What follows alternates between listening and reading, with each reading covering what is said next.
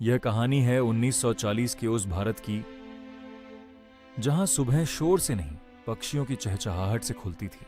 गांव की कच्ची गलियों में औरतें आंगन बुहारती थीं। उसी गांव में एक लड़का था, अर्जुन। वह अक्सर नीम के पेड़ पर बैठकर दूर खेतों के पार जाती भाप वाली ट्रेन को देख, रेलवे स्टेशन पर चाय वालों की आवाजें, दोस्तों के साथ छत पर पतंग उड़ाना और बाजार की हंसी खुशी।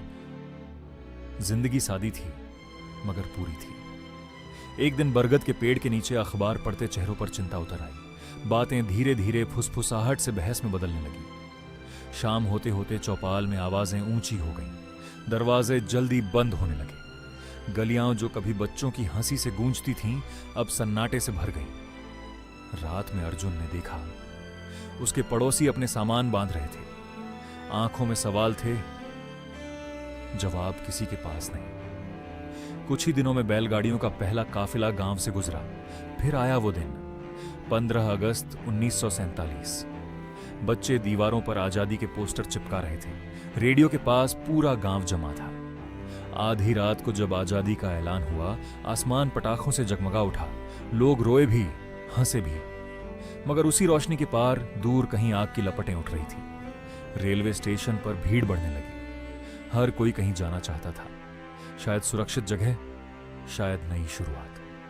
पार्ट 4। सबसे अंधेरे दिन एक सुबह धुंध में लिपटी ट्रेन स्टेशन पर रुकी।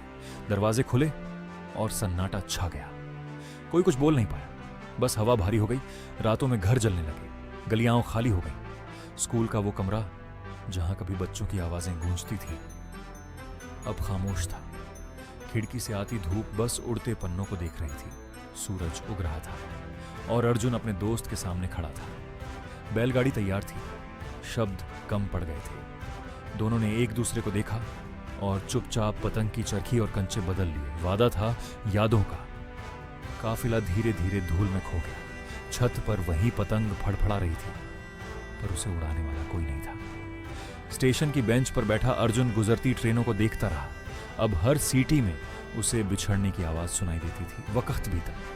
गांव में नए लोग आए, नई आवाजें, नए चेहरे। अर्जुन बड़ा हो चुका था। अब वह एक शिक्षक था। उसकी मेज पर आज भी वही पुरानी पतंग की चरखी रखी थी। हर 15 अगस्त को बच्चे झंडा लहराते और अर्जुन चुपचाप आसमान की ओर देखता। एक दिन उसने अकेले मैदान में पतंग उड़ाई। डोर उसके हाथ में थी, पर नजरें कहीं दूर अतीत में। पतंग ऊपर उठती गई और कैमरा आसमान में खो गया। दोस्तों, मेरा वीडियो लाइक और शेयर जरूर कीजिए और ऐसे ही बेहतरीन वीडियोस के लिए मेरा चैनल सब्सक्राइब जरूर कीजिए। धन्यवाद।